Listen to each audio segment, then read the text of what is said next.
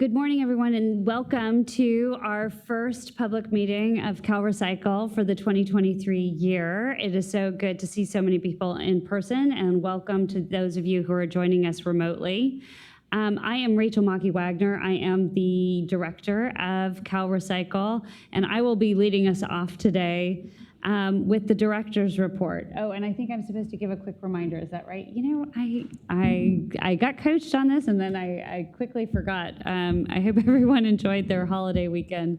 I'm clearly still catching up after the holiday weekend. Chris? We are simulcasting this meeting in English and Spanish, and we want to remind everybody you can find the link to our Spanish webcast at the top of your homepage. Perfect. Thank you so much, Chris.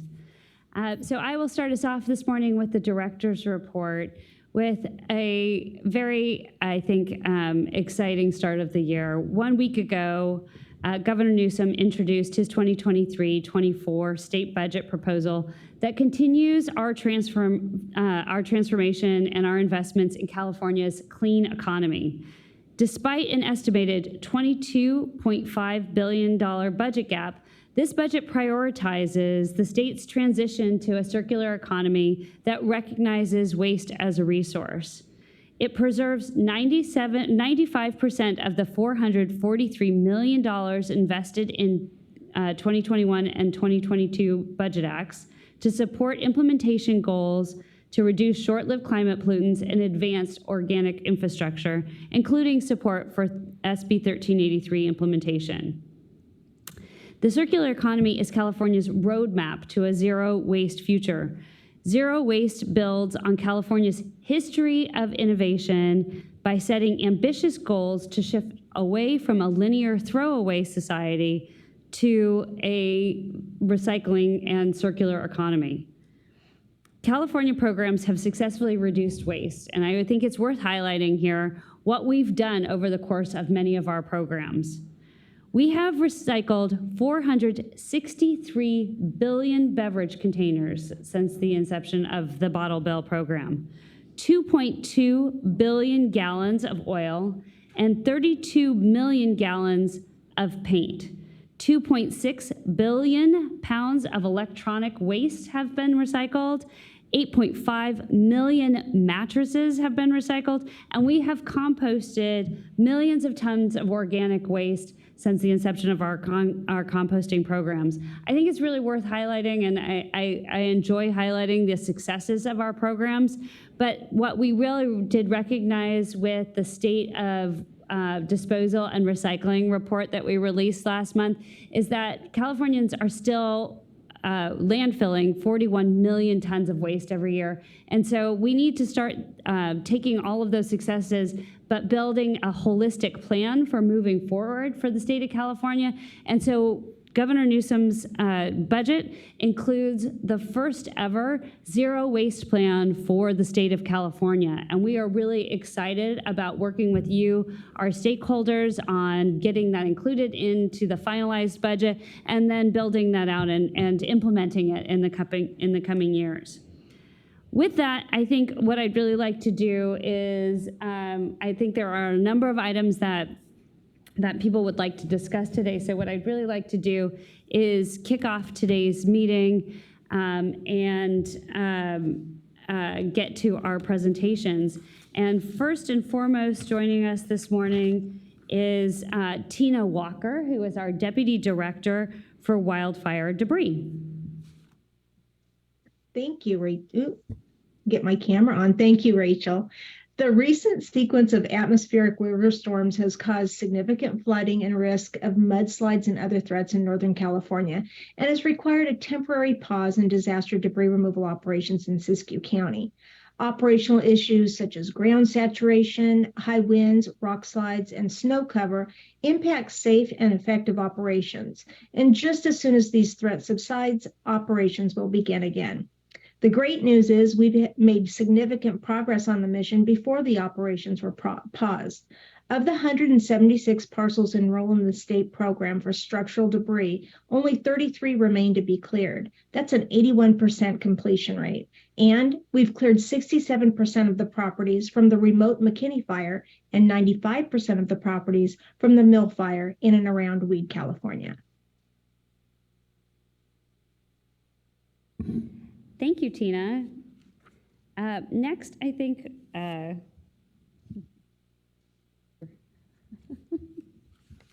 We have another reminder that you can submit your public comments on any of today's agenda items. If you're here in person, you can use one of our meeting room microphones. If you're joining us remotely, you can submit a comment using the public comments portal. You can also find a link to the portal by clicking on the public meeting web banner at the top of our website. Just go to calrecycle.ca.gov. We'll address public comments a little bit later. thank you so much. And next we have Deputy Director Zoe Heller joining us with an update on California's historic plastic and packaging reform law.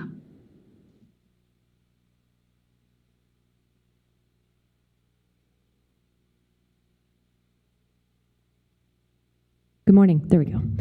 SB 54 set America's toughest rules to reduce single-use plastics by requiring 25% of plastic packaging cut by 2032, 65% of single-use packaging recycled by the same year, and ensuring that 100% of packaging in California is recyclable or compostable by 2032.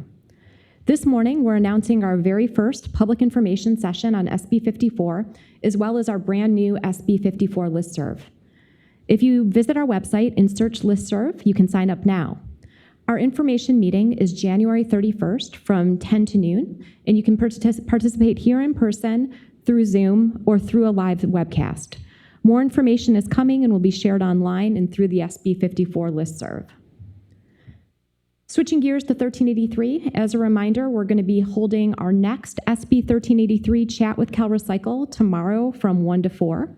We invite you to discuss the latest tools, guidance, and funding available to assist with local program implementation. Tomorrow, we're going to be focusing on multifamily dwellings and highlight program implementation in various jurisdictions throughout the state of California. We also want to hear your feedback on our new electronic annual report, or EAR process. We're holding these webinars each month to answer questions and share how other jurisdictions are successfully implementing their programs across the state. Next on the agenda is staff's evaluation of an Article 2 technology determination application submitted by H-Cycle is provided by the SB 1383 short-lived climate pollutant regulations. First, I'd like to provide a little background on the purpose and the scope of Article 2. SB 1383 requires California to implement strategies to reduce greenhouse gas emissions like landfill methane emissions. Organics make up half of what Californians throw away each year, so reducing landfill disposal of this material is among the fastest ways that we can impact the climate crisis.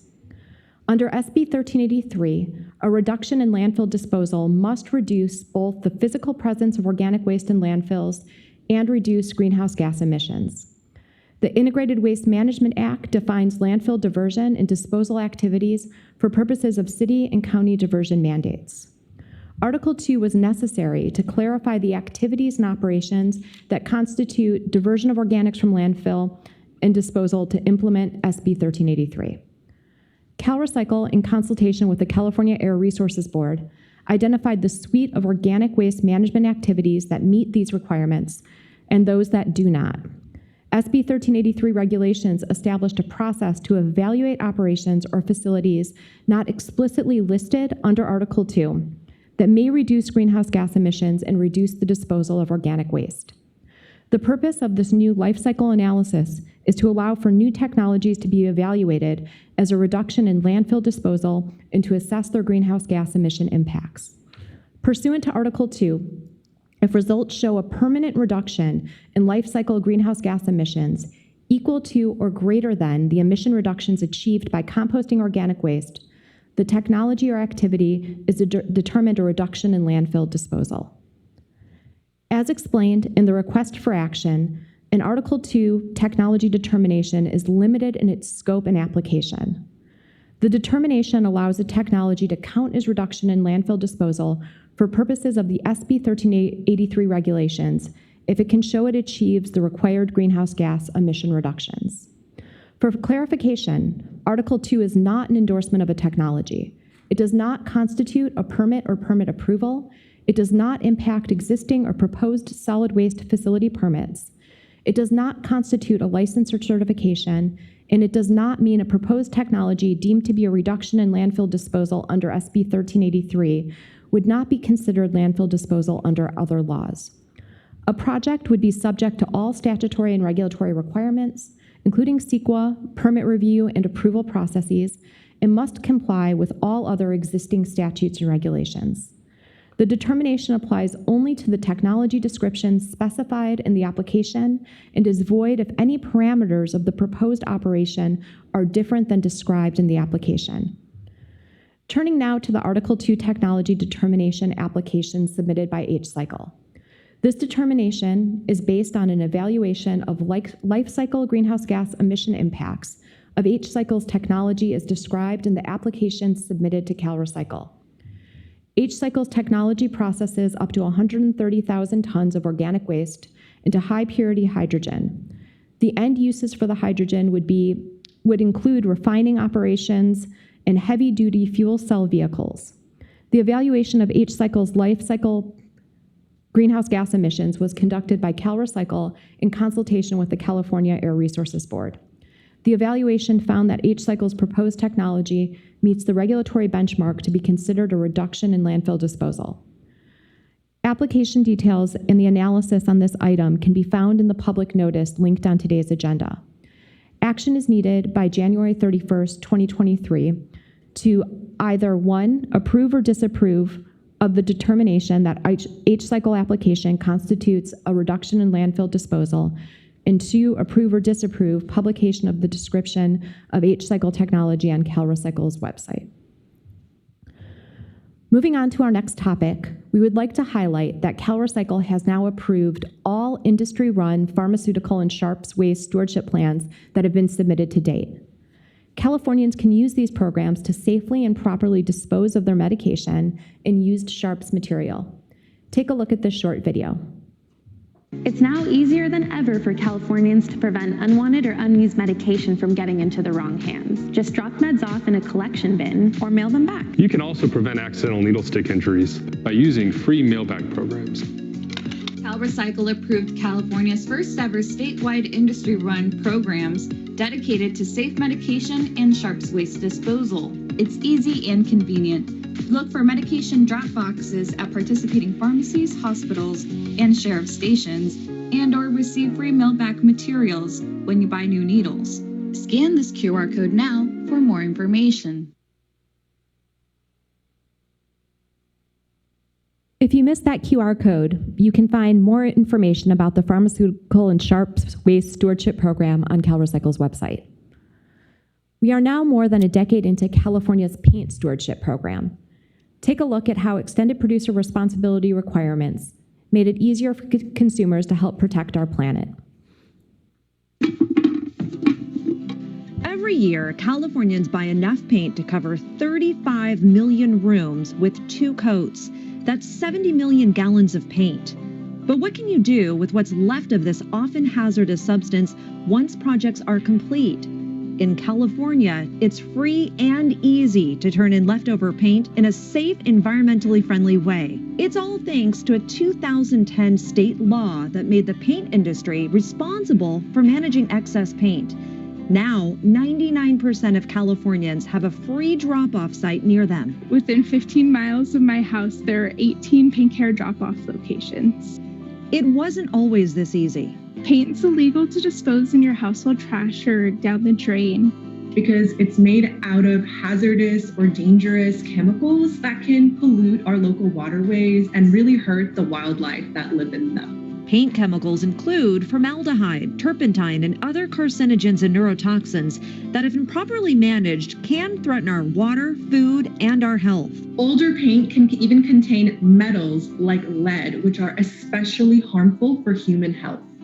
Not too long ago, Californians had few options to manage excess paint, forcing many to stockpile paint at home or rely on local taxpayer-funded collection programs. Paint was the largest material by volume that local government household hazardous waste facilities used to receive, and it would cost them millions of dollars each year. But even then, local governments could only collect a certain volume, much less than what was actually out there. So California found a better way to ease the burden on consumers and local budgets and ensure leftover paint is properly managed.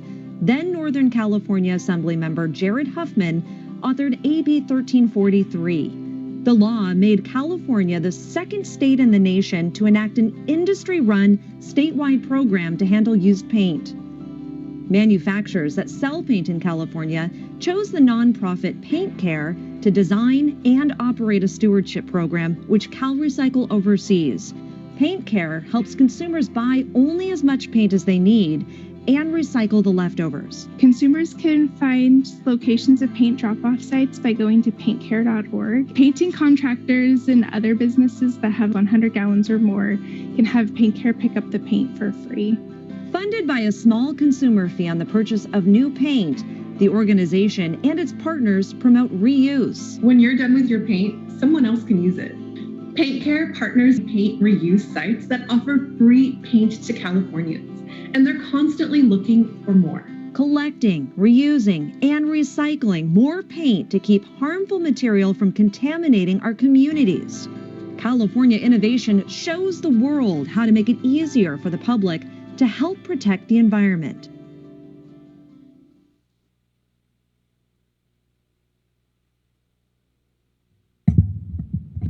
Paint Care is required to submit annual reports to the department by November 1st of each year to meet requirements in statute, regulations, and its approved plan.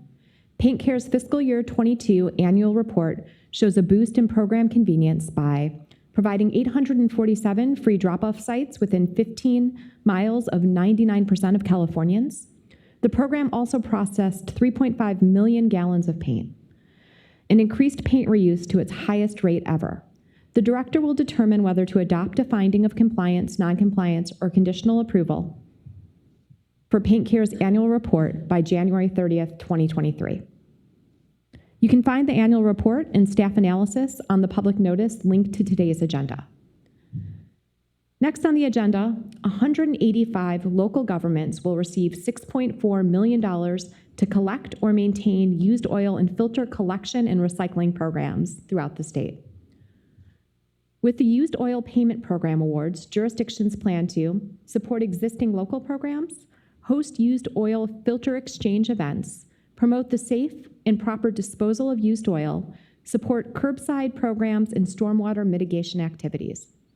California has collected over 2 billion gallons of used oil since 1994 with the help of these programs. I've approved this item. We also have 2 recycling market development zone loans to announce. Princess Paper in Vernon, California will use $1.5 million loan for equipment upgrades and working capital. The company processes milled paper into products like napkins and paper towels. The project is expected to keep an additional 1,000 tons of paper out of landfills. And David Soyland Company in Roanoke Park, California will use its $1 million loan for working capital and new equipment. The company processes recycled concrete, asphalt, and soil. The project is expected to keep 35,000 tons of construction and demolition waste from landfills and create new jobs. The next slide shows a list of our current grant opportunities. The deadline for the Beverage Container Recycling City-County Payment Program application is today, and you can find a full list of open applications on CalRecycle's funding page. Back over to you, Rachel. Thanks, Zoe. And thank you to everyone who was able to join last week's iRecycle Smart webinar on digital strategies for local recycling education. If you missed it, we will be holding 2 additional recycling education webinars tomorrow from 3 to 5 p.m. We'll be focusing on measuring a campaign's impact on recycling behavior change. And next Wednesday, we'll focus on the use of social media influencers to expand your reach. We hope you can join us, and if you want more information, please look at CalRecycle's website. Moving on to our pending solid waste and tire facility permits, Branch Chief Paulina Lawrence is here with an update. Paulina? Thank you, Rachel. First off, I'd like to start with those solid waste facility permit action items that are continuing on the agenda. This is for Recycling Industries, Inc. It's located at 4741 Watt Avenue, and this is in Sacramento County. It's a new solid waste facilities permit. Action is needed by February 13th, 2023. Next up, I'd like to go to those emergency waivers that the department has received since the last monthly meeting. The department has received four emergency waivers. The first one being Humboldt County. It's for Recology Eel River.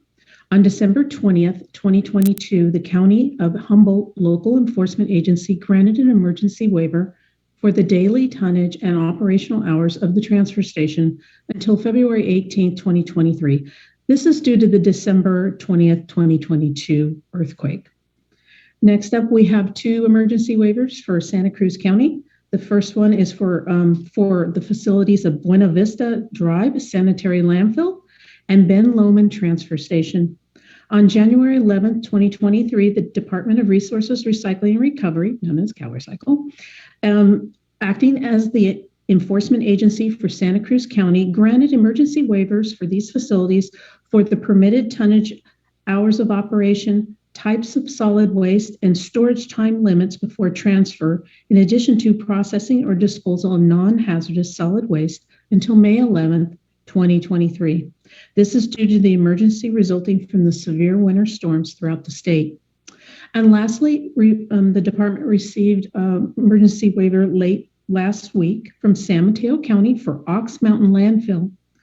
On January 12th, 2023, the San Mateo County Environmental Health Department granted an emergency waiver to this facility for to exceed the permitted daily tonnage of 3,598 tons per day, and to also exceed the permitted hours of operations. And then lastly, to exceed the permitted traffic volume of 501 vehicles per day. This is until May 2023. This is due to the emergency resulting from the January 2023 winter storms. Back to you, Rachel. Thank you, Paulina. You can find more information on any of today's agenda items on our website. Just go to CalRecycle's homepage and click on the public meeting web banner at the top of our site. Now will be time for public comments. We've received a number of comments prior to today's meeting that are more in the form of a letter or have a lot of points across the top. So we will be posting all of those on the website and try to consolidate the main concerns so that we can address the main concerns. But all of our public comments that were sent in will be posted on our website for everyone to see. And with that, let's turn it over to public comment. Do we want to do those people who are in the room first, I think?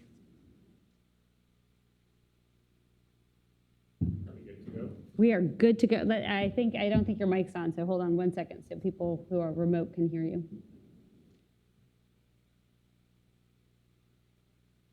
How's that? Oh, yeah. We're good. All right, thank you. So I am Rob Morgan, CEO of H-Cycle. So thank you, Director Wagoner and staff and public for being here today. I appreciate the opportunity to speak about the important topic of advanced and innovative technologies that are going to help us with compliance in California's short-lived climate pollution waste reduction regulations, or SB 1383. SB 1383 is a critical part of achieving California's climate goals. It diverts organic waste from our landfills and reduces or prevents the release of harmful greenhouse gases like methane, something CalRecycle itself has recognized as a global, regional, and local issue. Once again, this last few weeks, climate change has reared its head, and I join all of you in hoping those impacted by the storms a safe and secure recovery, as we've all been hit by this. The Article 2 process is a fundamental part of SB 1383's implementation, and it has been since being signed into law 10 years ago. 7 years ago, sorry. Article 2 is a mechanism for innovative technologies for organic waste diversion to be included as a compliance pathway. These innovative pathways divert organic waste from landfills, and they reduce the greenhouse gas emissions associated with those landfill activities.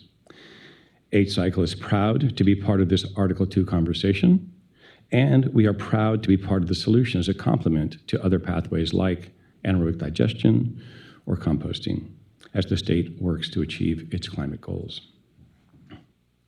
H-Cycle makes renewable hydrogen as the output of our process. Thus, the approval of our generic pathway under Article 2 addresses a second element of California's major climate goals related to transportation emissions. H-Cycle's renewable hydrogen will be used in the Advanced Clean Fleet program to offset diesel emissions from heavy-duty freight, one of the most impactful and beneficial uses of renewable hydrogen to reduce local, regional, and global air emissions. And our local benefits go beyond reducing air pollution. Every H-Cycle facility will be using local and regional waste, developing local renewable fuels, providing local good-paying jobs with benefits, and investing in underserved communities that will benefit the most from stimulus envisioned by California's commitment to green economic development. We have several projects in development in California communities that will benefit from these features, and we have gotten support from municipalities, waste processing companies, and fleet operators about their interest in our renewable hydrogen efforts. As you all know, organic waste is often commingled with other materials and presents a challenge to all parties tasked with compliance and implementation of SB 1383. Sorting and separating processes are imperfect, and H-Cycle would enthusiastically receive pure organic waste streams. As documented by staff in its analysis of H-Cycle's Article 2 pathway application, H-Cycle, we have committed to invest in additional on-site feedstock processing to minimize contaminants that enter our feedstock streams. In fact, we have environmental and economic incentives to minimize these contaminants to improve our carbon intensity score.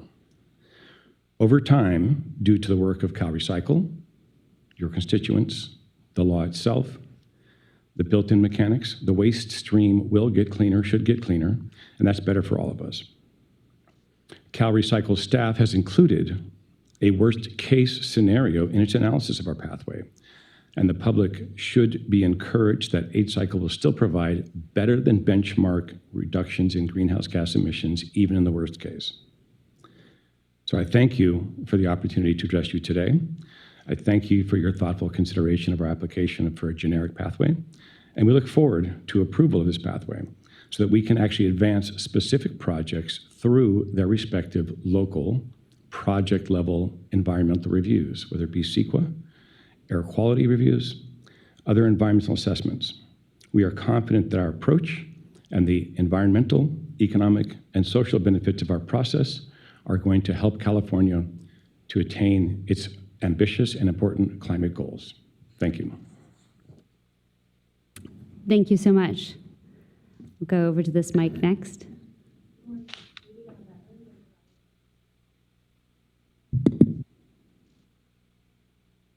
Not on? Oh, good. I'll try again.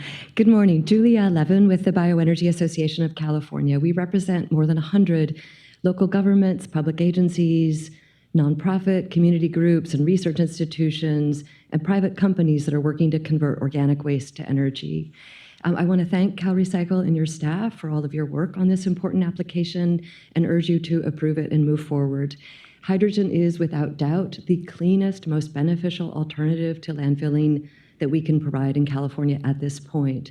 Lawrence Livermore National Lab and its groundbreaking report from 2020 on how to get to carbon neutrality made a very strong peer-reviewed case for converting organic waste to hydrogen as the lowest carbon, most cost-effective way to reduce short-lived climate pollutants and provide carbon-negative emissions that we're going to need to reach carbon neutrality.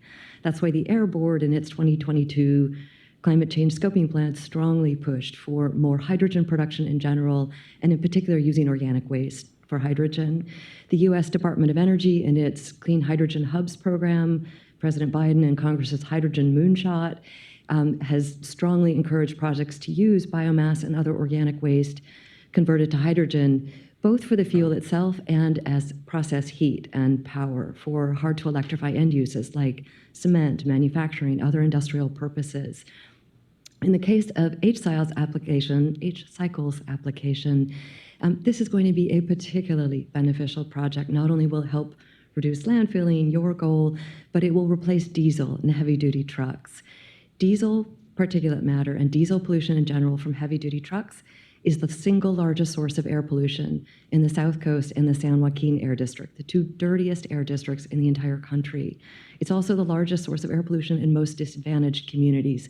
It is absolutely essential that we get diesel trucks off the road and that we replace them with much cleaner alternatives. And by far the cleanest alternative will be hydrogen fuel cell trucks that can run on carbon-negative hydrogen from diverted organic waste. So for all of these reasons, thank you again for all of your work on this new pathway, and we hope you will approve it as soon as possible. Thank you.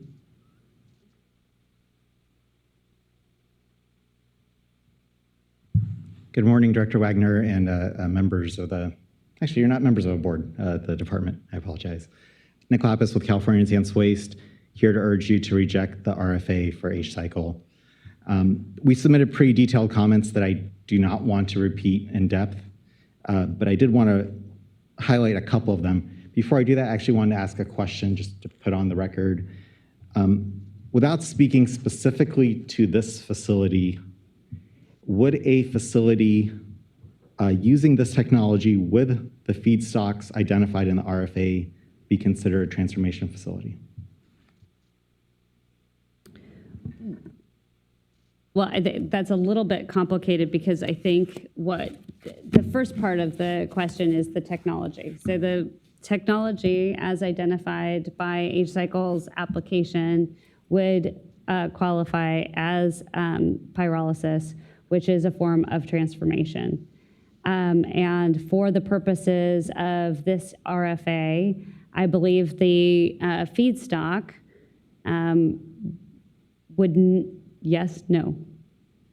transformation would qualify it as transformation as it's identified in its application. So I want to be really clear. So I want to be clear that the technology that they're using is, it would be considered pyrolysis. I think in their application they acknowledge it's pyrolysis, that it is a form of transformation and the feedstock is transformation. But I want to be clear that this is this application, not a more general commentary.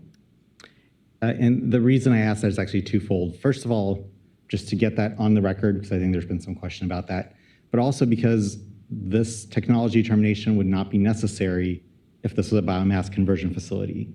Those facilities are written into the regulations as being allowed.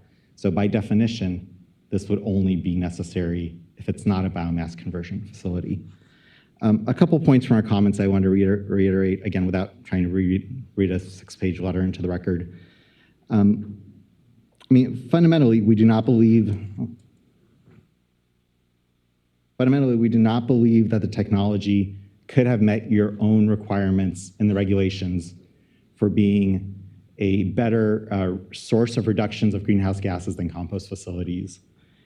We have not been able to review the actual application because it was not posted publicly. I think we were not able to submit a Public Records Act in time to get ahead of this meeting, which speaks to the process about when that stuff is posted and how in the future these applications can be posted ahead of time. But based on what we know from the RFA and based on previous history with these facilities, we do not see how it's possible that this facility would actually be lower in greenhouse gas emissions than a composting facility unless you use some unsupportable assumptions in the analysis. And the regs clearly require a conservative baseline for a project. We also did want to comment on the environmental review. When the 1383 regulations were adopted, there was a full EIR conducted on those regulations. The EIR looked at a number of technologies, including composting, anaerobic digestion, and biomass conversion. The EIR did not consider these technologies. So therefore, it seems like a bit of a stretch to say that regulations that are adopted based on an EIR that considered a certain range of technologies can then be used to approve a completely different type of facility. And then on the public process, again, this public process seems not consistent with the department's own policies, with the agency's own policies about community involvement. There are numerous statutes, as well as just fundamental principles of environmental justice that dictate that the community should be consulted about policies that affect them. This is an individual facility that will be in a specific location.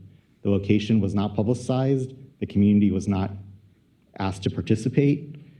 In fact, to this day, the community doesn't know that they are going to be impacted because that has not been made public at all. Maybe from a bigger picture for a second, I want to highlight a couple other things. First of all, SB 1383 was not just a methane law. It was a methane law, but it was also about building healthy soils, supporting regenerative agriculture, feeding hungry people. And it would be an incredible shame if, as a result of SB 1383, we successfully diverted material and then destroyed it before it could be used for any of those useful benefits. We saw this with AB 939, where we had 3 waste-to-energy facilities that were considered diversion. And because they were considered diversion under AB 939, one of the main negative consequences of that law is that the facilities kept operating for long beyond their economic viability and frankly, way past their environmental viability. And we have an opportunity to prevent the exact same thing from happening here. SB 1383 should not lead to the construction of more waste-to-energy facilities. And finally, the director opened the meeting with comments about our disposal rate and how we are moving in the wrong direction from our 75% target. And building disposal facilities that will require feedstock to keep operating will not take us in the right direction. And it's one final comment, and there have been multiple references to this as renewable hydrogen. Fossil fuel-derived plastic is not renewable. Thank you. I would like to just address, and Nick, thank you for all of your comments. That was really thoughtful analysis, and we, even over the weekend, had a number of conversations about the letter that that you and several other organizations had submitted, and I'd like to offer for us to sit down and have a meeting to go through each and every one of those comments, and then also happy to respond in writing. But if you'd like to sit down and the signatories of your letter would like to sit down and have a conversation, let's sit down and do that. You know, I think on some of the process issues, I'd like to talk about ways we can improve our process. I do want to just on the point of the community impact, just to be really 100% clear on this point, because we received, or I received several emails over the course of the weekend, is that the application under Article 2 is an analysis of the technology, the feedstock, and the life cycle analysis of what the application included in terms of its comparability to composting, in terms of its definition of disposal, and then reduction in greenhouse gas emissions. It is not a permit for the facility. It is not a siting of the facility. H-Cycle in their application considered multiple different locations, and will be considering, I believe, multiple different locations, and there will be a full CEQA process associated with the siting of that facility. There will be additionally public opportunity for input on that siting when a facility is actually sited. So I just want to be really clear in terms of the Article 2 process. that it is a review based on the data that is submitted in the application of what the greenhouse gas emissions of that particular technology would be pursuant to Article 2 of the regulations. So if there is if H-Cycle does proceed with siting, there will be an opportunity to comment on that particular facility, as well as all of the permits that are required, as the president mentioned. With that. Thank you. My name is Courtney Brown. I'm with the California Alliance for Community Composting. We are the organization that is currently collaborating with CalRecycle to implement the Community Composting for Green Spaces grant program. However, given the budget cuts that were announced by the governor last week, the source of funding for continuing this program through 2025 is now in jeopardy. We commiserate with the difficult choices that are before CalRecycle as you look to consequentially have to make budget cuts yourself. We implore you to take a look and recognize the impacts that CCGS has had to create local green jobs, and more than one, may I add, for less than $1 million. We have been able to improve local soil health. We have worked for local food production, and we supplement local capacity and knowledge to meet zero waste goals. This program exemplifies the future of achieving organics material recovery and greenhouse gas reduction goals that are rooted in principles of environmental and social justice that you uphold and brag about us all the time, and for which CalRecycle promotes as part of your own mission and values. Last year, we diverted 3,370 tons of organics through 120 small community compost hubs. It's remarkable. We produced 2,750 cubic yards of compost to use at local farms and gardens. We sequestered over 370,000 metric tons of carbon dioxide equivalent by planting just 59 trees on these sites. This is truly resource recovery, and it has a focus on healthy soils for food production, what California also needs. The 60 individuals doing this work on the ground, they're from low-income communities and underserved, historically underserved jurisdictions, and also jurisdictions that are not yet providing organics diversion as part of SB 1383. So I implore you to take a look at what we accomplished last year. And it was at the same time that SB 1383 was going into implementation. And the biggest obstacles for it right now are the cost prohibitiveness to jurisdictions to actually do implementation and procurement, and the quality of compost that is coming out of these curbside recycling programs. We produce 2,750 cubic yards of compost at $200 a ton. That is incredibly competitive price point. So what I'd like to tell you is CCGS provides you the affordable capacity and high quality compost that CalRecycle is looking for. It is not the time for CalRecycle to stall any investments in this low-cost and community-based composting infrastructure and development, and I know you're committed to finding other sources of funding for this program, especially because what California needs right now in order for SB 1383 to be most successful from the outset is continued public education and engagement with compost, so that what is at the forefront of CalRecycle's mission and CAC's collective missions is that the state's targets are viable and attainable, and the compost end products are actually desirable. Thank you very much for your consideration of this program. Thank you so much for your comment, and I do want to reiterate that despite the fact that we are not seeing the influx of funds into the general fund that we had anticipated last year, and the governor, as you noted, had to make for his budget last week, excuse me, some cuts to that. We are committed to looking for other sources of funding that we have internally and making sure that we're using all of our funding in the most effective way possible, and really do appreciate all of the work that the community composting programs are doing across the state. And so thank you for being here, and thank you for your comment.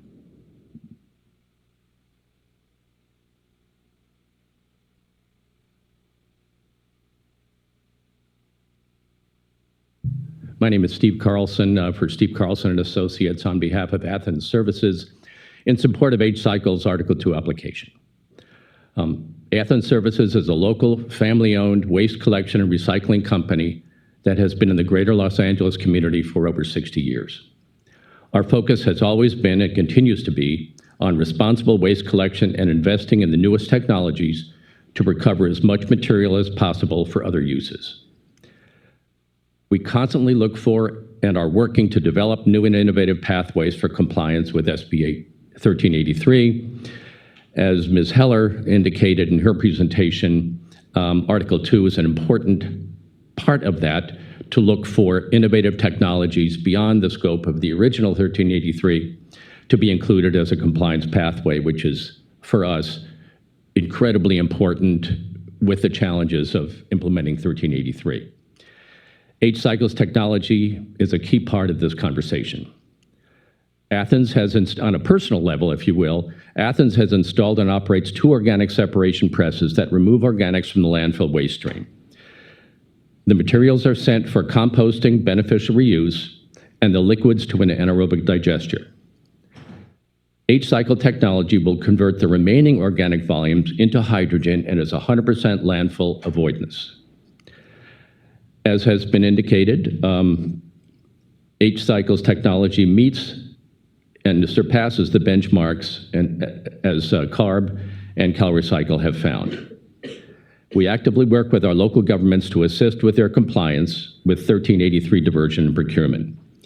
We encourage you to support H-Cycle's innovative compliance pathway under Article 2 of SB 1383. And this is important to have other means to be able to avoid disposal, and we think this is a key tool in our toolbox.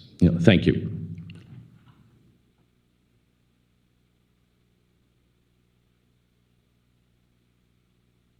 Hi, my name is Shira Lane. I made it last minute. I run the Atrium. It's a creative innovation center for sustainability. Really excited what CalRecycle is doing. But I came to make a suggestion. A lot of the grants are for particular products when we're talking about building a circular economy. And while we're building a circular economy, until we get to circular products, we're still continuing output of waste. And so what I suggest is we need more innovation hubs, that more of like a reuse facility, so that way we can collect items, have artists around to start playing with items and start coming up with products and services. And this is a way, so just for example, Sacramento County has come to me with like, oh, here are some like HDPE helmets, can you do something with them? Right now we're a small nonprofit, we don't have storage space. But wouldn't it be awesome if there are items that we know that can be reused, that we organize them in a way that artists can come and incorporate them or think about new ways? We have artists that turn old speakers into new Bluetooth speakers. We have artists that turn inner tube tires into bags and wallets. We can come up with more things like that if we had a reuse facility. And this is something to pilot test, see if it works here in Sacramento. And if it works, then maybe every county can collect its own and then start building a real circular economy, because circular economy only works when it's small and local. Thank you. Thanks for your comment.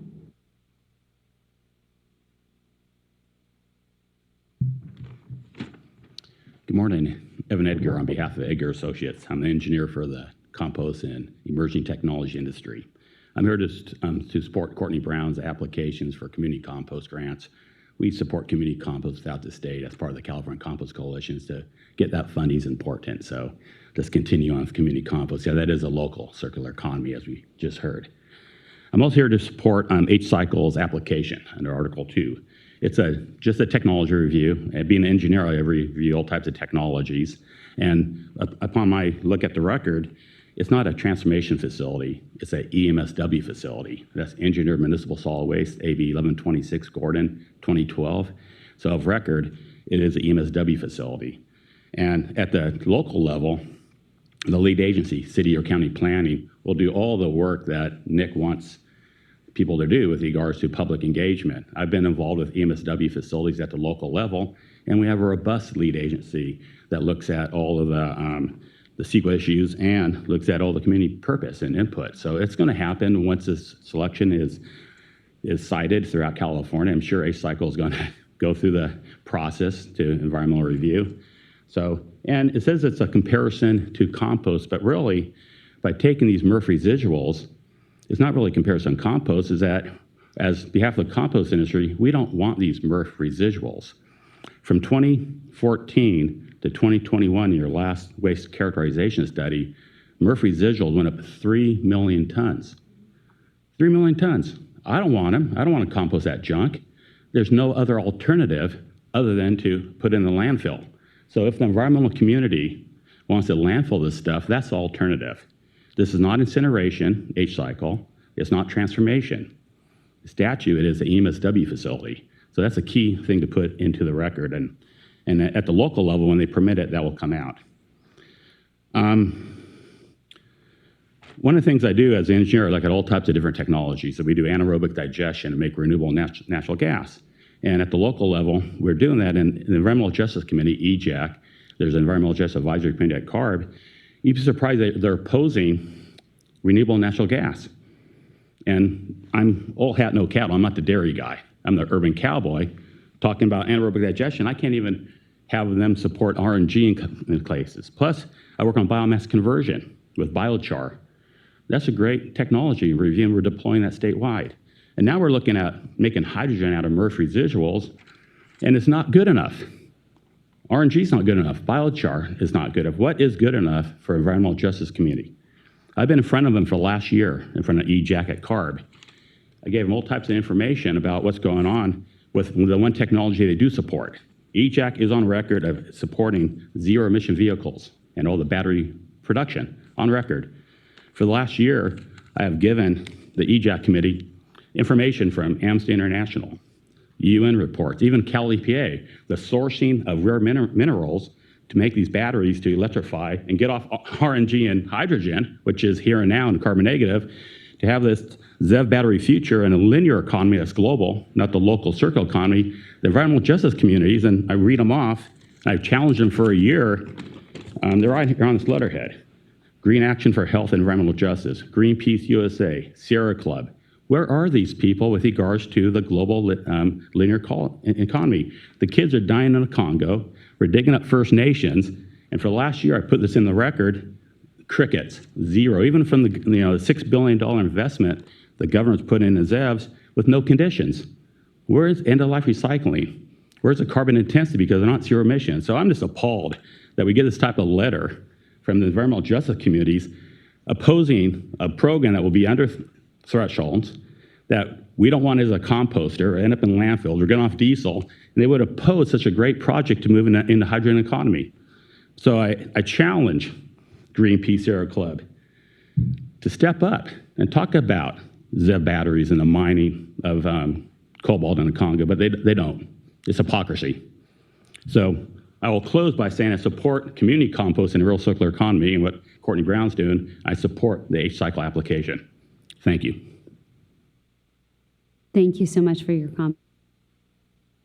I think seeing that we have no more comments in the room, what I've asked that Mindy do today is go through the written comments and try to summarize. There were a number of written comments that were very long, and I don't think just reading them off is of great value to those of you who are watching at home or who are in the crowd today. So Mindy's going to try to summarize for us what the comments are so that we can make sure that everyone has an opportunity to hear them, and then they will all be posted on our website in addition so that we have them on the public record. Yes, thank you, and bear with me. There are about 60 comments, so I will try to summarize. For those who have given comments in the room, we'll just note your comments. And then also, as mentioned, they'll be posted on the website, so if I skip over an important point, just know that we are reading them. We're reading them right now. Our staff are analyzing them, and they will be considered and responded to. And I would just say, and if there's anybody who wants anything posted and submitted for the record, in addition to what they're hearing today, please go ahead and submit those through the portal as well. So here we go. First comment is from Shirley A. Ferrix, Waste Not, Nevada County. She is asking about electrifying everything and replacing gas appliances and cars. Do we have mandates on how the old obsolete appliance and cars will be disposed of? That's the question. A question about disposal of Cars and appliances. Cars and appliances. Okay, well, so that's only partially a CalRecycle question. That is mostly a DTSC question because vehicles contain a lot of hazardous materials. But there are facilities that when vehicles and other appliances are disposed of that dismantle and recycle those parts that are able to be recycled prior to disposal. Shirley had an additional question about the plastic bag law, saying that it needs to be revised and whether or not people know about the bag charge, and asking if we could provide signage for customers. At the, I believe it was SB 270. Do I have that right? Wow. Okay. SB 270 was a self-effectuating statute. So CalRecycle does not have the authority to actually require signage for that particular legislation. But I'm sure that the legislature would be happy to talk about any amendments that she wants to talk. We have a number of comments on the H-cycle determination, a number in support, and many of them have submitted letters that we have. So I will, Nicholas Connell from the Green Hydrogen Coalition is in support. Sorry, very lengthy comments. Stephen Carlson, who I believe gave comments here, is in support. Chris Ricci, again, in support, submitted a letter as well. Tanner Florenzi of the South San Francisco Scavenger Company, Blue Line Transfer Company, also submitted a letter and lengthy comments in support. Michael Gross from the Green Waste Recovery entity also submitted a letter and lengthy comments. Sorry, there's multiple lines with the same person, so I apologize. Michael Gross, again with Green Waste Recovery. Robert G. Morgan is also in support and submitted a letter. Joe Gatlin from the NAACP branch 1069 of Los Angeles Harbor in support, noting jobs. And then there are several in opposition. Jim Stewart, representing himself, opposes based on lack of community outreach and environmental review. Graham Hamilton from Break Free from Plastic, also in opposition for similar reasons. Again, these will all be read and responded to and posted on our website. Simone Schmidt from an individual, again, opposed based on potential impacts to the community. Ron Asklin from CD Sakel asks us not to approve waste to energy. Chris Gilbert, also an individual, similar concerns. Claire Bloom, MD, asks us not to approve the H-cycle proposal based on impacts to public health. H.E. Christian Peoples opposes the H-cycle determination and again asks us not to approve. Rebecca Frank, similar comments. Margaret Bullock, similar comments. Jane Williams notes that there are no operating trash to hydrogen facilities in the world currently. The 1383 regulations did not analyze building a fleet of trash incinerators and using the heat to make hydrogen, so the analysis of impacts on the environment and the host communities has never been assessed. CalRecycle needs to make that assessment prior to taking this action. Noting that incinerators emit air toxins, lead, dioxins, furans, polyaromatic hydrocarbons, and other highly toxic compounds, and the proposed facility would also be a major source of greenhouse gases. Her comments are highlight the comments of others. Alfred Tui, also in opposition, an individual. Roger J. Martin from Fresnans Against Fracking, also in opposition. Jeffrey Smedberg from Santa Cruz for Bernie, also in opposition. Lori Hayter, Fresnans Against Fracking, again, similar concerns. Diane Mulkey, in opposition, with noting many concerns with toxins, et cetera, and the analysis. lengthy, very detailed comment, which again, we will note. Monica Wilson from Gaia opposes as well. Diane submitted additional comments. Mount Diablo Resource Recovery in support of the H-Cycle program.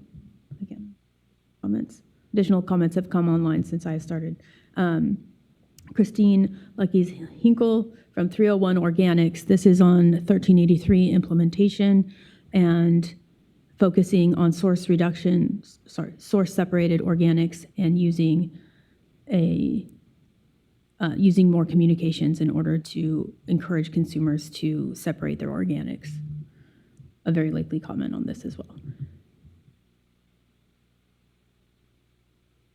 Heidi Sanborn has a comment from the National Stewardship Action Council. First, thanks to CalRecycle for disapproving the CARE stewardship plan for 2023 through 2027. We did not make the recommendation for disapproval. We did not make the recommendation for disapproval lightly and know there is a lot of work to transition to CalRecycle getting the CARE contracts and executing and paying the contractor starting January 1st, which is the first time the state has had to do that for a stewardship program in California and the nation. Can you please provide an update on the status of the transition and what is happening in this program? For example, are vendors being paid on time? Did you receive all the documents you need? What can we do, if anything? Thank you, Heidi, and for your comment. And I know this is an issue for a number of our stakeholders. We are currently operating and working with the CARE organization to continue operations and to work within the contingency plan to continue the program and implement the plan from the previous 5-year plan that terminated on December 31st. So we will be doing that in the short term as we transition the program to CalRecycle and then begin to review additional stewardship plans that are submitted to the department to achieve the statutory objectives and goals as specified. So processors and other payments continue to be made at this juncture as we continue to work with CARE to transition the program to the department until such stewardship plan has been approved.